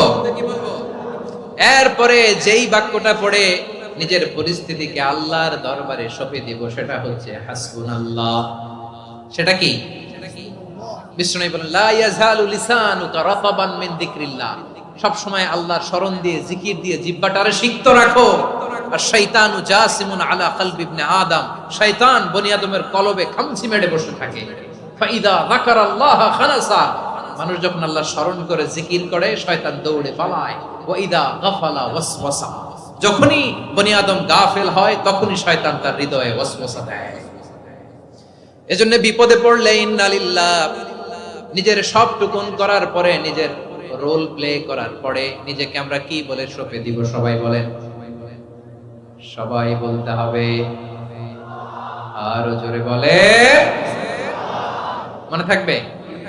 বিপদে পড়লে প্রথমে ইন্না লিল্লাহ, এরপরে নিজেকে যখন সঁপে দিব তখন হাসবুনাল্লাহ। এরপরে কঠিন বিপদে যখন বিশ্বনবী পড়তেন তখন কি করতেন? এমন বিপদ মাঝে মাঝে হয় না, দেয়ালে পিঠ থেকে যায়, চোখে মুখে অন্ধকার, কি করব দিশা খুঁজে পাই না, এরকম হয় কখনো? হ্যাঁ, আপনাদের হয়? হয় না? তো জান্নাতে আছেন আপনারা। হয় হয় এরকম হয়েছে না যে দেয়ালে পিঠ থেকে গেছে, চোখে মুখে অন্ধকার, কই যাব, কি করব, বাঁচানোর কেউ না, এরকম হয়েছে কখনো আপনাদের? যদি হয় তাইলে এটার সলিউশন বলবো, না হইলে তো এগুলো বলে লাভ নাই। হয় হয় হয় বিশ্বনবী এরকম কঠিন বিপদে পড়েছেন জীবনের কিছু কিছু মুহূর্তে। ওই মুহূর্তে বিশ্বনবী স্পেশাল দুইটা দোয়া পড়তেন। এই দোয়াগুলো আপনাদেরকে জানিয়ে দেয়। বিশ্বনবী বলেন, কঠিনতম বিপদে যখন পড়বা, দেয়ালে পিঠ থেকে যায়, চোখে মুখে অন্ধকার, বাঁচার কোনো উপায় নাই, তখন পড়বা লা ইলাহা ইল্লা আনতা সুবহানাকা ইন্নী কুনতু মিনাজ জালিমিন। আল্লাহ, তুমি ছাড়া কোনো ইলাহ নাই, তুমি পবিত্র, নিশ্চয় আমি জালিমদের অন্তর্ভুক্ত। সুবহানাল্লাহ বলেন। এই দোয়া সাইয়েদনা ইউনূস আলাইহিস সালাম পড়েছিলেন যখন মাছের পেটে ছিলেন। কিসের পেটে? এবং অনেক মুফাসসিরিন ইকরাম বলেছেন, অনেক আহলুল ইলমরা বলেছেন, এটা হচ্ছে ইসমে আজম। ইসমে আজম এমন দোয়া যেটা দিয়ে দোয়া করলে আল্লাহ দোয়া কবুল করে, কিন্তু এটা কোনটা, এটা নিয়ে ইখতিলাফ আছে। কোন কোন আহলুল ইলম বলেন লা ইলাহা ইল্লা আনতা সুবহানাকা ইন্নী কুনতু মিনাজ জালিমিন, এটা হচ্ছে ইসমে আজম। সাইয়েদনা ইউনূস আলাইহিস সালাম পড়েছেন। আপনারা পড়েননি? তুফান হইলে পড়েন না? আমাদের এলাকায় তো এটা খুব, এটার উপর ব্যাপক আমল আছে। পড়েন পড়েন পড়েন পড়েন। একটা গল্প শুনেছিলাম, পাক হানাদার বাহিনী যখন বাংলাদেশে অ্যাটাক করতো, ৭১ সালের ঘটনা বলতেছি, আমরা তো দেখি নাই, শুনছি আর কি। ৭১ যদি দেখতাম এতদিনে রাজাকার হয়ে যেতাম। আল্লাহ আমাদেরকে বাঁচাই দিছে, আল্লাহর মেহেরবানি, ঠিক কিনা বলেন? মন মতো হইলে মুক্তিযোদ্ধা, মন মতো না হইলে রাজাকার।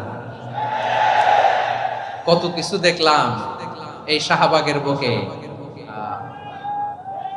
আল্লাহ, ৭১ সালে দেখি নাই, আমরা শুনেছি পাক হানাদার বাহিনী জিজ্ঞেস করত মুসলিম না অমুসলিম চেক করার জন্য, বলতো কালেমা বল, কালেমা বাতাও। তো যারা কালেমা বলতে পারতো পাকিস্তানি বাহিনী নাকি ওদেরকে ছেড়ে দিত, শুনেছি। তো একজনকে, এক বাঙালিরে পেয়ে তার মাথার মধ্যে বন্দুকের নল ধরে বলতেছে কালেমা বল সালে, কালেমা বাতা, কালেমা বল। তো ভয়ের চোটে এই দোয়া পড়া শুরু করছে। ও পড়তেছে লা ইলাহা ইল্লা আনতা সুবহানাকা ইন্নী কুনতু মিনাজ জালিমিন। পাকিস্তানি বলে সালে ये तो मुसीबत का কালেমা है। বাঙালি কয় হাম তো ভি মুসিবত মে হ্যায়। পাকিস্তানি বলে বেটা কোন দোয়া বললি, এটা তো মুসিবতের কালেমা। কয় আমিও তো মুসিবতে আছি, আমার মাথার মধ্যে বন্দুক ধরে তুমি আমারে কালেমা জিজ্ঞেস করো, এখন কোনটা কালিমা আর কোনটা কি দোয়া, আমার হুঁশ আছে নাকি? প্রিয় ভাইরা, আসলে এটা দোয়াউল মুসিবা, বিপদে পড়লে এই দোয়া পড়তে হয়, লা ইলাহা ইল্লা আনতা সুবহানাকা ইন্নী কুনতু মিনাজ জালিমিন। এটা পড়বেন আপনারা। এই দোয়া পড়ে সাইয়েদনা ইউনূস আলাইহিস সালাম মাছের পেট থেকে রক্ষা পেয়েছিলেন। রক্ষা করেছিল কে? তুমি ইউনূস নবীরে যখন খাইলো মাছেতে গিলিয়া, ফেরেশতা পাঠাইয়া দিলে ইসমে আজম দিয়া।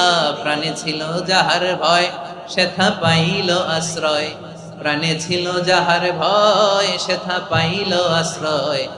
মাছের পেট হতে সে যে পেল পরিত্রাণ।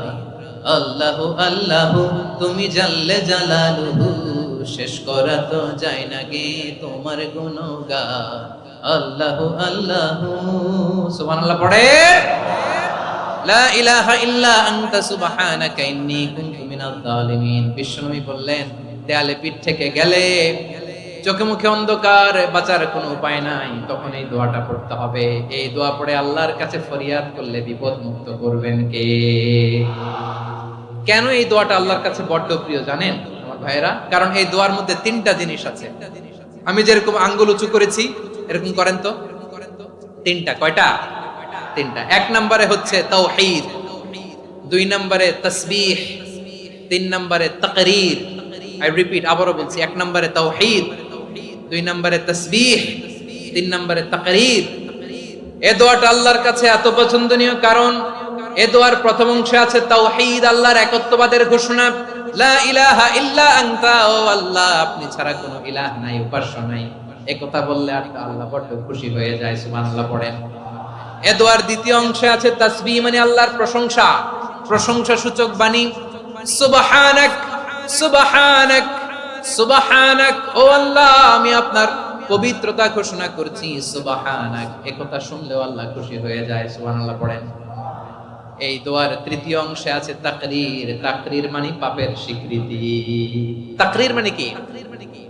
তাকরীর মানে পাপের স্বীকৃতি। এই দোয়ার তৃতীয় অংশে আছে ইন্নী কুনতু মিনাল জালিমিন, ও আল্লাহ আমি জালিমদের অন্তর্ভুক্ত। আল্লাহ আল্লাহ আমি জালেম, আল্লাহ আমি ভুল করেছি, অন্যায় করেছি, আল্লাহ আমি জালেমদের অন্তর্ভুক্ত। এই পাপের স্বীকৃতি, অ্যাকনলেজমেন্ট আল্লাহ বড় পছন্দ করেন। যখন আল্লাহর কাছে আপনি ছোট হবেন, ছোট হতে হতে যত ছোট হবেন ওই দৃশ্যটা দেখতে আল্লাহ বড় পছন্দ করে। সুবহানাল্লাহ বলে। তিন নম্বর অংশ ইন্নী কুনতু মিনাজ জালিমিন, আল্লাহ আমি জালেমদের অন্তর্ভুক্ত। সাইয়েদনা আদম আলাইহিস সালাম ভুল করে যখন নিষিদ্ধ গাছের ফুল খেয়ে ফেললেন, ফল খেয়ে ফেললেন, আল্লাহ বললেন আদম ক্ষমা পেতে চাইলে তুমি আর হাওয়া মিলে স্বীকৃতি দাও, পাপের স্বীকৃতি আর পড়ো। রব্বানা যালামনা আনফুসানা ওয়া ইল্লাম তাগফির লানা ওয়া তারহামনা লানাকুনান্না মিনাল খাসিরিন। ও আল্লাহ আমি আদম আর হাওয়া যালামনা আনফুসানা, আমরা আমাদের নফসের উপর বড় জুলুম করেছি। আল্লাহ ওয়া ইল্লাম তাগফির লানা ওয়া তারহামনা, আপনি যদি ক্ষমা না করেন, আপনি যদি দয়া পরবশ না হন, আপনি যদি রহম না করেন, আমরা তো ক্ষতিগ্রস্তদের মধ্যে শামিল হয়ে যাব। এই দোয়া করার সাথে সাথে সাইয়েদনা আদম আর হাওয়া আলাইহিস সালামকে ক্ষমা করে দিলেন কে? তাহলে এই দোয়ার তিন নম্বর অংশ তাকরীর, এটা আল্লাহ বড় পছন্দ করে। আমার কলিজার টুকরা ভাইয়েরা, গুনাহ করে শিকার যেতে হবে, এটা আল্লাহ ভালোবাসেন। সাইয়েদনা আবু বকর রাদিয়াল্লাহু তাআলা আনহু বিষ্ণু ইসা ইসলামকে বললেন, ইয়া রাসূলুল্লাহ আল্লিমনি দুআআন আদউ বিহি ফি সালাতি, নবী হে আপনি আমার এমন একটা স্পেশাল দোয়া শিখায়া দেন যে দোয়াটা আমি নামাজে পড়ব। নবী বললেন, তাহলে তুমি পড়ো, আল্লাহুম্মা ইন্নী যালামতু নাফসি যুলমান কাসীরান ওয়া লা ইয়াগফিরুয যুনুবা ইল্লা আনতা ফাগফিরলি মাগফিরাতাম মিন ইনদিকা ওয়ারহামনি ইন্নাকা আনতাল গফুরুর রহিম। সুবহানাল্লাহ। সালাম ফেরানোর আগে পড়েন, কথা কয় না, পড়েন পড়েন। ও আবু বকর, নামাজে যদি দোয়া করতে মনে চায় এই দোয়াটা পড়বা, আল্লাহুম্মা ইন্নী যালামতু নাফসি, আল্লাহ জুলুম করেছি আমার নফসের উপর, যুলমান কাসীরা, অনেক জুলুম, ওয়া লা ইয়াগফিরুয যুনুবা ইল্লা আনতা, আপনি ছাড়া এই জুনুব, এই পাপ ক্ষমা করার দ্বিতীয় কোনো রব নাই। আছে? আল্লাহ ছাড়া আমাদের গুনাহ আর কে কে ক্ষমা করতে পারে বলেন তো? কে পারে? কে? এজন্য আল্লাহরে বলবেন, আল্লাহ আমি ছাড়া তোমার গোলামের অভাব নাই, ও আমার রব আমি ছাড়া এই জমিনের বুকে তোমার গোলামের অভাব নাই, কিন্তু তুমি ছাড়া তো আমার দ্বিতীয় কোনো রব নাই। পারবেন বলতে? পারবেন? চোখের পানি ছেড়ে আল্লাহরে বলবেন, আল্লাহ তুমি আমার রব, তুমি আমার সব। কি বলবেন? আল্লাহ আমারে রব। সবাই বলুন, আল্লাহ আমারে রব। দমে দমে তনু মনে তারিও রব, আল্লাহ আমারে রব। আল্লাহরে বলেন, আল্লাহ তুমি আমার রব, তুমি আমার সব। আল্লাহ আমি ছাড়া এই জমিনে তোমার গোলামের অভাব নাই, তুমি ছাড়া আমার দ্বিতীয় কোনো রব নাই। এ কথা বলে চোখের পানি ছেড়ে আল্লাহরে স্বীকৃতি দেন, আল্লাহ আমি পাপী। আল্লাহ জামিনে আমার চেয়ে বড় পাপী আর কেউ নাই। ওযু করে সিজদায় লুটিয়ে পড়ে চোখের পানি ছেড়ে আল্লাহরে পাপের স্বীকৃতি দেন, আল্লাহ এমন কোন জুলুম নাই, গুনাহ নাই আমি করি নাই, সগীরা কবিরা, জেনে না জেনে, ইচ্ছায় অনিচ্ছায়, শিরকি বেদাতি সব গুনাহ করেছি। আল্লাহ আকাশের নিচে জমিনের উপরে আমার চেয়ে বড় গুনাহগার আর কেউ নাই। চোখের পানি ছেড়ে আল্লাহরে বলেন, আল্লাহ আমি ছাড়া তোমার গোলামের অভাব নাই, তুমি ছাড়া আমার দ্বিতীয় কোনো রব নাই, তুমি ছাড়া তো কেউ আমার গুনাহ ক্ষমা করার নাই, তুমি আমার রব, তুমি আমার সব। বলতে পারবেন? এই তাকরীর আমার পটুয়াখালীর ভাই, এই স্বীকৃতিটা দেখতে আল্লাহ বড় ভালোবাসে। কারণ আমরা সবাই গুনাহগার, আমরা সবাই কি? বিশ্বনবী বলেন, কুল্লুকুম খাত্তাউন, আ বনি আদম তোমরা সবাই পাপী। সবাই কি? সবাই পাপী। আমরা সবাই পাপী। আপন পাপের বাটখারা দিয়ে অন্যের পাপ মাপি। আমরা যে পাপী এটা ভাবতে মনে চায় না কারো, খালি অন্যের পাপ দেখি আমরা, এটা ভুল। ওর এই পাপ, ও পাপী, ও জালেম, ও জাহান্নামী, এরকম একটা টেন্ডেন্সি। আমার যে কি হালাত এটার খেয়াল নাই। খেয়াল করতে হবে যে আমি সবচেয়ে বড় পাপী, ঠিক কিনা বলেন? পাপ করি নাই এমন কেউ আছি? হ্যাঁ আছি, আছি। কেউ না জানলেও জানে কে আমার পাপের ঘটনা? পৃথিবী না জান আমি তো জানি, আমি কি পাপ করেছি। ও আমার কলিজার টুকরা ভাইরা, মাথাটাকে নিচু করে জীবনের সব গুনার ফিরিস্তিগুলো একটা একটা করে স্বীকার করে আল্লাহরে বলেন, আল্লাহ আমি পাপী। আল্লাহ আমার চেয়ে বড় পাপী এই দুনিয়াতে কেউ নাই। আকাশের নিচে জমিনের উপরে আমার চেয়ে বড় পাপী কেউ নাই। একটা একটা করে আল্লাহ স্বীকার করি আমি পাপী। সব পাপের স্বীকৃতি দিলাম। পৃথিবী না জান আমি তো জানি, আমি কি পাপ করেছি। হায় আমার পাপের করলে বিচার, বাঁচার আমার নাই উপায়।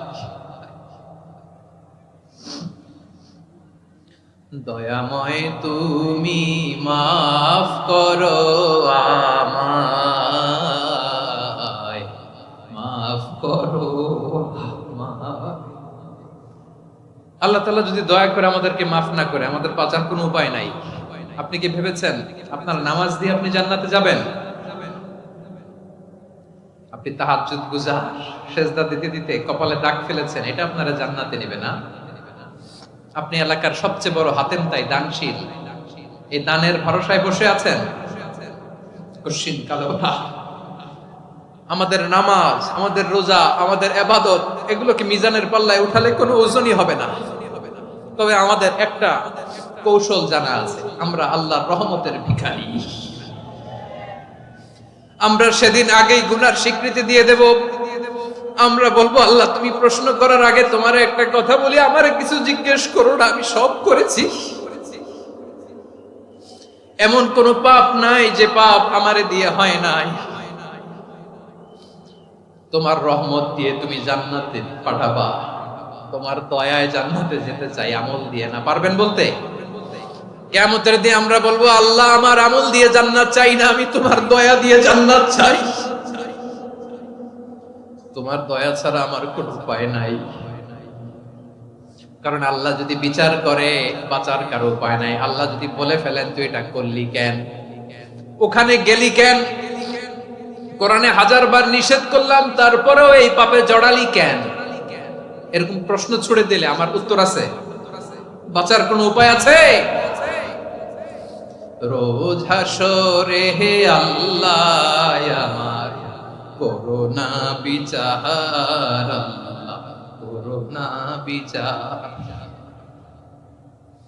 বিচার চাহিনা তব দয়া চাই এ গুনাহগার, করোনা বিচার। আপনার আমল দিয়ে জান্নাতে যাবেন? কি দিয়ে যাবেন? আল্লাহর দয়া দিয়ে। আল্লাহর রহম আর দয়া ছাড়া কেউ জান্নাতের চেহারাও দেখতে পাবে না। আমার প্রিয় ভাইয়েরা, এই দোয়া আল্লাহর কাছে পছন্দনীয় হওয়ার কারণ তিনটা। দোয়ার প্রথম অংশে আছে তাওহীদ, আল্লাহর একত্ববাদের ঘোষণা। এই দোয়ার দ্বিতীয় অংশ আছে তাসবিহ, আল্লাহর প্রশংসা সূচক বাণী। এই দোয়ার 3 নাম্বার অংশ পাপের স্বীকৃতি। তাহলে আমরা সবাই গুনাহগার, আমরা আল্লাহর কাছে পাপের স্বীকৃতি দিয়ে বলবো, ও আল্লাহ ইন্নী কুনতু মিনাজ জালিমিন, আমরা জুলুম করেছি, পাপ করেছি, অন্যায় করেছি, আল্লাহ বুঝতে পারি নাই, শয়তানের ওয়াসওয়াসায় পড়ে, বন্ধুর পাল্লায় পড়ে, নফসের খায়েশ মিটাতে যে আল্লাহ করে ফেলেছি। তুমি গুনাহ না মাফ না করলে আমাদের গুনাহ মাফ করার দ্বিতীয় কেউ নাই, ঠিক কিনা বলেন? এভাবে অনুতপ্ত হয়ে যদি আল্লাহর কাছে দোয়া করেন, দেয়ালে পিঠ থেকে গেছে, কোন রাস্তা নাই বের হওয়ার, ওই মুহূর্তেও আপনাকে বিপদ থেকে উদ্ধার করবে কে? বিশ্বনবী চরম বিপদে পড়লে 2টা দোয়া পড়তেন। প্রথম হলো এটা, লা ইলাহা ইল্লা আনতা সুবহানাকা ইন্নী কুনতু মিনাল জালিমিন। এই দোয়াটা আমরা বেশি বেশি পড়ব প্রিয় ভাইরা। রাজি আছেন? সবাই আওয়াজ করে পড়ুন ইনশাআল্লাহ। আমার প্রিয় ভাইয়েরা, বিপদে পড়লে বিশ্বনবী আরো একটা দোয়া পড়তেন, লা ইলাহা ইল্লাল্লাহুল আযীমুল হালিম, লা ইলাহা ইল্লাল্লাহু রাব্বুল আরশিল আযীম, লা ইলাহা ইল্লাল্লাহু রাব্বুস সামাওয়াতি ওয়াল আরদি ওয়া রাব্বুল আরশিল কারীম। এই যে বললাম, রেকর্ড হয়ে গেছে, এখন তো আর ইনস্ট্যান্ট মুখস্থ না হলো, পরে মুখস্থ করে নেবেন। আল্লাহ ছাড়া কোনো উপাস্য নাই, তিনি সুমহান, মহা সহিষ্ণু। আল্লাহ ছাড়া কোনো উপাস্য নাই, তিনি সুমহান, আরশের অধিপতি। আল্লাহ ছাড়া কোনো উপাস্য নাই, তিনি আকাশের মালিক, জমিনের মালিক, তিনি সুবিশাল আরশের অধিপতি। সুবহানাল্লাহ পড়েন। এই দোয়াটা কেউ যদি পড়ে যদি এর ওসিলা করে দোয়া করে, তাকে বিপদ থেকে মুক্তি দেয় কে? মনে থাকবে আপনাদের? তাহলে বিপদের প্রথম ধাক্কায় কি যেন পড়তে হয়? ইন্না লিল্লাহ। তারপরে কি বলে আল্লাহর কাছে নিজেকে সঁপে দিতে হয়? দেয়ালে পিঠ থেকে গেলে লা ইলাহা ইল্লা আনতা সুবহানাকা ইন্নী কুনতু মিনাজ জালিমিন। 2 নাম্বার হচ্ছে লা ইলাহা ইল্লাল্লাহুল আযীমুল হালিম, লা ইলাহা ইল্লাল্লাহু রাব্বুল আরশিল আযীম, লা ইলাহা ইল্লাল্লাহু রাব্বুস সামাওয়াতি ওয়াল আরদি ওয়া রাব্বুল আরশিল কারীম। মনে থাকবে? ইনশাআল্লাহ বলেন সবাই, আওয়াজ করে সবাই ইনশাআল্লাহ। অনেক সময় এমন হয়, হঠাৎ বিপদের সম্মুখীন হই আমরা, রেডি হয়ে বের হইছে অফিসে, হঠাৎ অ্যাক্সিডেন্টে পড়ে যাই, হঠাৎ পেটের ব্যথায় অজ্ঞান, এরকম হয় না? আপনাদের হয় না? বিষ্ণু ইসলাম বলেন, আকস্মিক দুর্ঘটনার বিপদ থেকে যদি কেউ বাঁচতে চায়, সকাল সন্ধ্যা যেন প্রত্যেকে এই দোয়াটা পড়ে। সকালে যদি 3 বার পড়ে, সন্ধ্যা পর্যন্ত হঠাৎ বিপদ থেকে সে রক্ষা পাবে। To be protected from sudden calamity, sudden disaster, sudden calamity, হঠাৎ বিপদ, হঠাৎ ভয়ঙ্কর কোন আকস্মিক বিপদ থেকে আল্লাহ বাঁচায় দিবে। সকালে পড়লে সন্ধ্যা পর্যন্ত প্রোটেক্টেড, সন্ধ্যাবেলায় যদি 3 বার পড়ে সকাল পর্যন্ত প্রোটেক্টেড। সুবহানাল্লাহ পড়েন। দোয়াটা কি? দোয়াটা হচ্ছে বিসমিল্লাহিল্লাযী লা ইয়াদুররু মা ইসমিহি শাইউন ফিল আরদি ওয়ালা ফিস সামাই ওয়া হুয়াস সামিউল আলীম। ছোট না? অনেক ছোট, মুখস্থ করবেন। বিসমিল্লাহিল্লাযী লা ইয়াদুররু মা ইসমিহি শাইউন ফিল আরদি ওয়ালা ফিস সামা। ওই আল্লাহর নাম নিচ্ছি যে আল্লাহর নামের বরকতে আকাশ জমিনের কোনো কিছু কারো কোনো ক্ষতি সাধন করতে পারে না। তিনি সর্বশ্রোতা, সর্বজ্ঞ। সুবহানাল্লাহ পড়েন। পড়বেন এই দোয়াটা, বিসমিল্লাহিল্লাযী লা ইয়াদুররু মা ইসমিহি শাইউন ফিল আরদি ওয়ালা ফিস সামাই ওয়া হুয়াস সামিউল আলীম। ফজরের পরে 3 বার, মাগরিবের পরে 3 বার যদি কেউ পড়ে, প্রোটেক্টেড, যে কোনো হঠাৎ বিপদ থেকে প্রোটেক্টেড। প্রোটেক্ট করেন কে? ওই আল্লাহর নাম নিচ্ছি যে আল্লাহর নামের ওসিলায় আকাশ জমিনের কোনো কিছু কোনো ক্ষতি করতে পারে না। সুবহানাল্লাহ পড়েন। আচ্ছা, এবার আমাদের জীবনে দুশ্চিন্তা আছে না নাই বলেন? Tension, hyper tension, anxiety, depression, চিন্তা, টেনশন নাই এরকম কে কে আছে দেখি? হাত তোলেন। ওই যে হাত তুলছে এক আল্লাহর ওলি, ওই যে টেনশন নাই তোমার, মাশাআল্লাহ। ও না বুঝে তুলছে, জোকের চোটে, জোশের ঠেলায় ধাক্কায় তুলে ফেলছে। সবার জীবনে টেনশন আছে না নাই? এই দুশ্চিন্তা, পেরেশানি, মারাত্মক পেরেশানি থেকে মুক্তি পাওয়ার জন্য বিষ্ণু ইসলাম দুটো দোয়া পড়তেন। কয়টা? অনেকগুলো পড়তেন। স্পেশাল দুটো দোয়া আজকে আপনাদের শিখায় যাব, শুনবেন না? কষ্ট হচ্ছে? সংক্ষিপ্ত মুনাজাত দিয়ে দেই। ওরে আল্লাহ, আমি তো 9:30 ক্রস করে ফেলছি মাসুদ ভাই, খেয়াল করে নেই। আরো কয়েক মিনিট? ঠিক আছে, ঠিক আছে। পেরেশানিতে পড়লে, টেনশনে পড়লে এই দোয়াটা, প্রিয় ভাইরা, বিষ্ণু ইসলাম যখন খুব বিপদে পড়তেন, দুশ্চিন্তা ওনাকে ঘিরে ধরতো, উনি পড়তেন ইয়া হাইয়ু ইয়া কাইয়ুম বিরহমাতিকা আস্তাগীথ, ইয়া হাইয়ু ইয়া কাইয়ুম বিরহমাতিকা আস্তাগীথ, ইয়া হাইয়ু ইয়া কাইয়ুম, হে শাশ্বত অবিনশ্বর, হে চিরঞ্জীব, বিরহমাতিকা আস্তাগীথ, তোমার রহমতের উসিলায় তোমার কাছে ফরিয়াদ করি। এটা পড়তেন।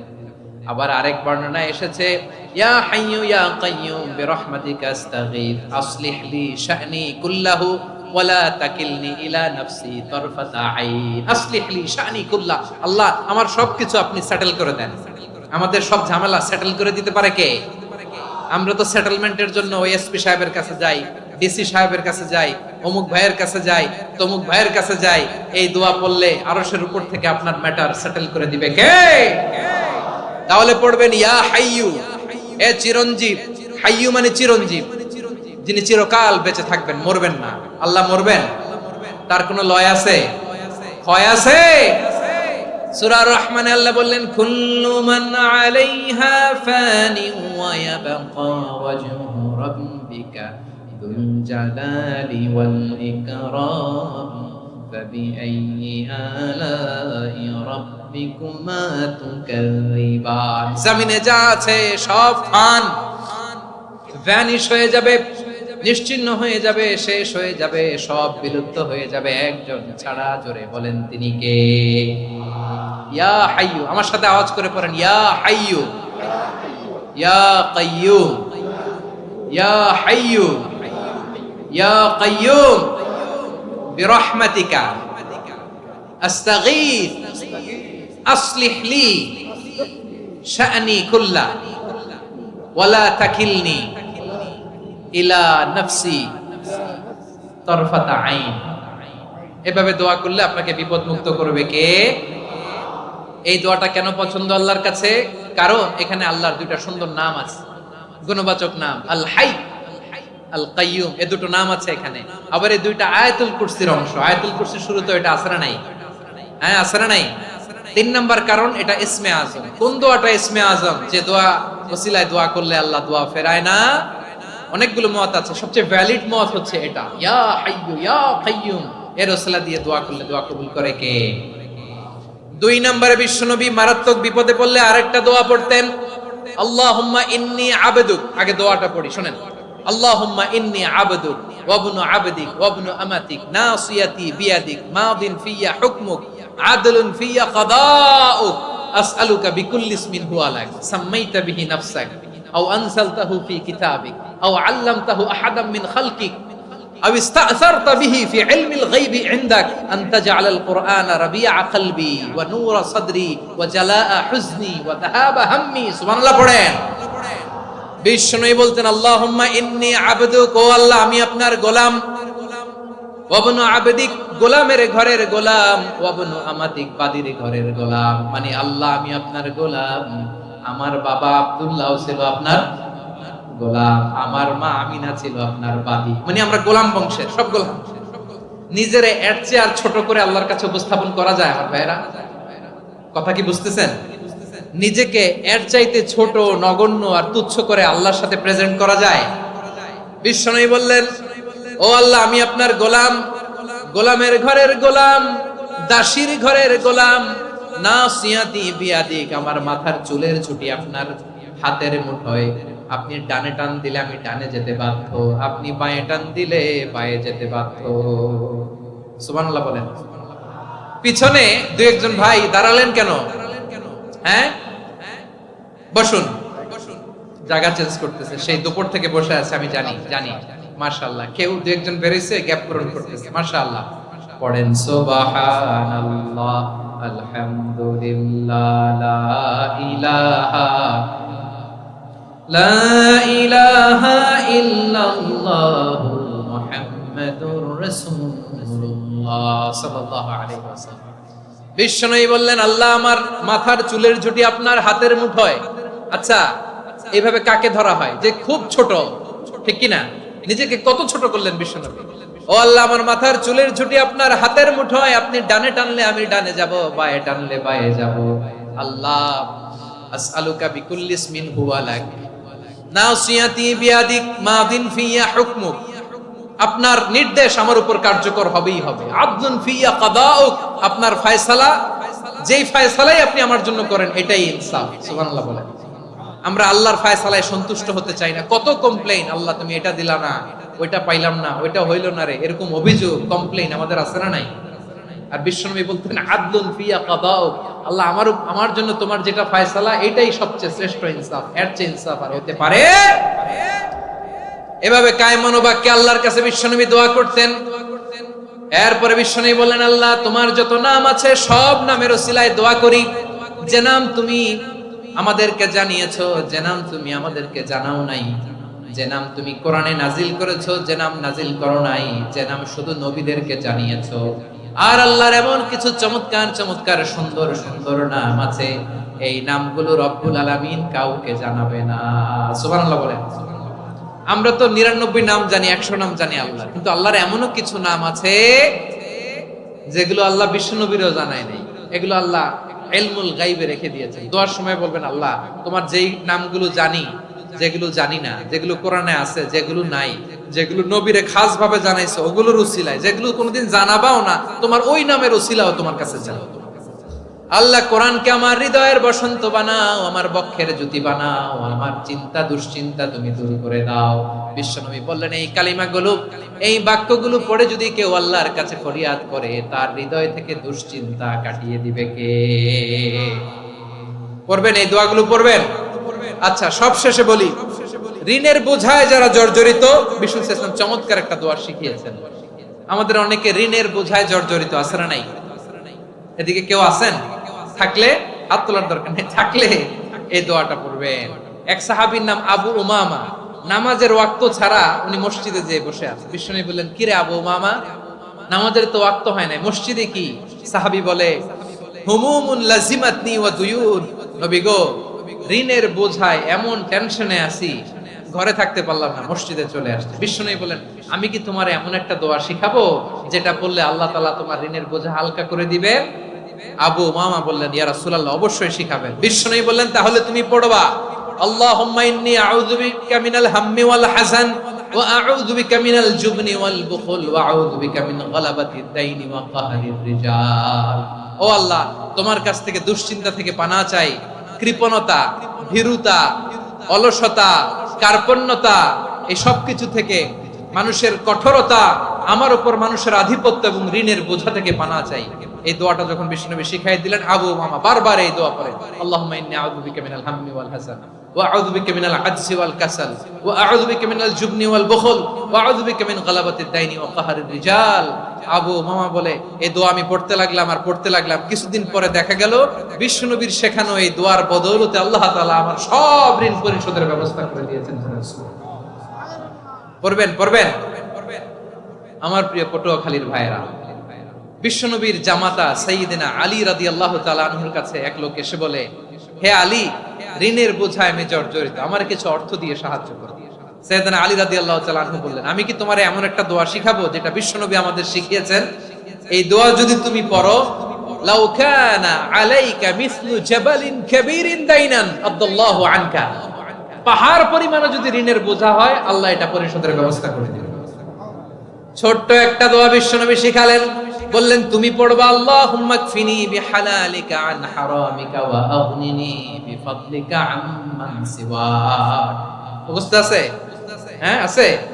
আল্লাহুম্মা কফিনি বিহালালিকা আন হারামিক, আল্লাহ তোমার হালাল দিয়ে আমাকে পরিতুষ্ট করো, হারাম থেকে বাঁচিয়ে রাখো, আর তোমার অনুগ্রহে মানুষের মুখাপেক্ষী যেন আমি না হই, আমি যেন সবসময় তোমার মুখাপেক্ষী হয়, ওই তৌফিক দিও। সুবহানাল্লাহ পড়েন।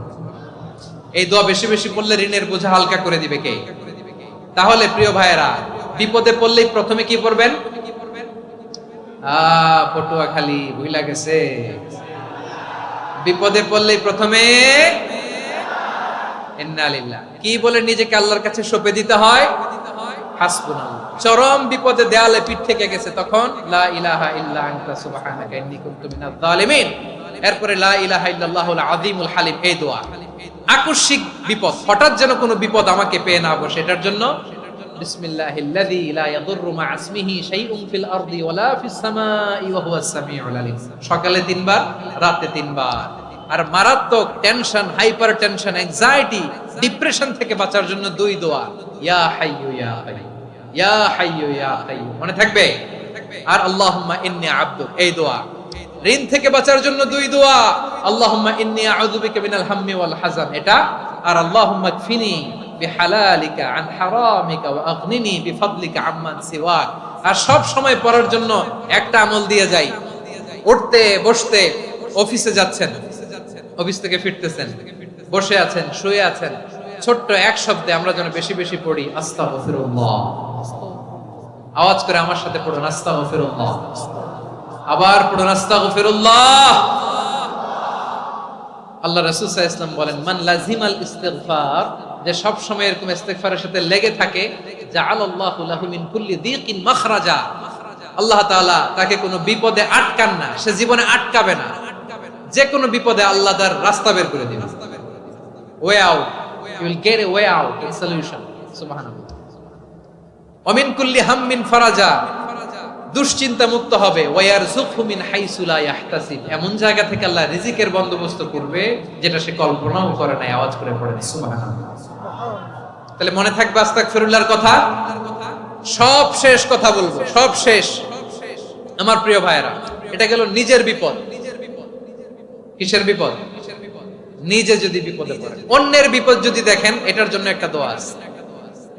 অনেক সময় আমরা দেখি হাসপাতালে ক্যান্সারের 3rd স্টেজে চলে গেছে, লোকটা হ্যাংলা হয়ে, চিকন হয়ে, হায়রে কি কষ্ট পায়, দেখি না? বিষ্ণু বলে, একটা দোয়া যদি কেউ অন্যের কোনো বিপদ দেখে পড়ে, ওই বিপদ তার জীবনে কখনো আসবে না। শুনবেন? শোনার আগ্রহ আছে? অনেক সময় হয় যে আমরা মহাসড়ক দিয়ে যখন চড়ি, দুর্ঘটনায়, আইরে আল্লাহ, দুর্ঘটনায় মানুষের মাথা একদিকে, দেহ আরেকদিকে, ব্লিডিং, এরকম হয় না? আল্লাহ তুমি হেফাজত করো। বিশ্বনবী বলেন, এই দুর্ঘটনা দেখে কেউ যদি এই দোয়াটা পড়ে, তার জীবনে সে কোনোদিন এরকম অ্যাক্সিডেন্টের সম্মুখীন হবে না। শুনবেন? বিশ্বনবী বলেন, অন্যের বিপদ দেখে কেউ যদি পড়ে, আলহামদুলিল্লাহিল্লাযী আফানি মিম্মা বতালাকা বিহি ওয়া ফাদ্দালানি আলা কাসীরিন মিম্মান খালাকা তাফদীলা, মানে প্রশংসা সেই আল্লাহর, যে আল্লাহ তাআলা তোমাকে যেই জিনিস দিয়ে পরীক্ষা করেছে, আমাকে ওইটা থেকে বাঁচিয়ে দিয়েছে। তোমাকে আল্লাহ যেই বিপদে ফেলেছে, আমাকে ওই বিপদ থেকে তিনি মুক্ত রেখেছে, আর তার অনেক সৃষ্টির উপর আমাকে তিনি প্রাধান্য দিয়েছে। সুবহানাল্লাহ পড়েন। যে কোনো বিপদ, কারো ক্যান্সার দেখে যদি এই দোয়াটা আপনি বিশ্বাসের সাথে পড়েন, জীবনে কোনোদিন ক্যান্সার রোগে আক্রান্ত হবেন না। দুর্ঘটনা দেখে যদি পড়েন, ওই দুর্ঘটনা আপনাকে স্পর্শ করবে না। যে কোনো কারো বিপদ দেখে যদি কোনো বিশ্বাসী বান্দা এই দোয়া পড়ে, বিশ্বনবী বলেন, লাম ইউসিবহু যালিকাল বালা, ওই বিপদ তাকে আর ধরবে না। উফিয়া মিনহু মিন যালিকাল বালা কাইনাম মা কান, সে যতদিন হায়াত পাবে কোনোদিন ওই বিপদ তাকে স্পর্শ করবে না।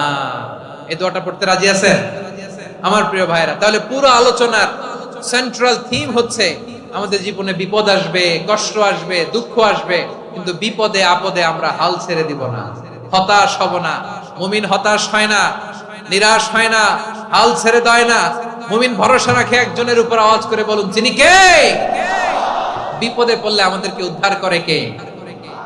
আবার আমাদেরকে যদি কোনো নেয়ামত আল্লাহ দিতে চান, ওইটা কেড়ে নেওয়ার ক্ষমতা কারো আছে? তাহলে আমরা কানেক্টিভিটি বাড়াবো কার সাথে? আমাদের প্রার্থনার ফরিয়াদের হাত তুলবো কার কাছে? রাজি আছেন? পটুয়াখালীর ভাইয়েরা, মনে থাকবে কথাগুলো? আল্লাহ তাআলা আমাদের সবাইকে কথাগুলো বোঝার ও আমল করার তৌফিক দান করুন।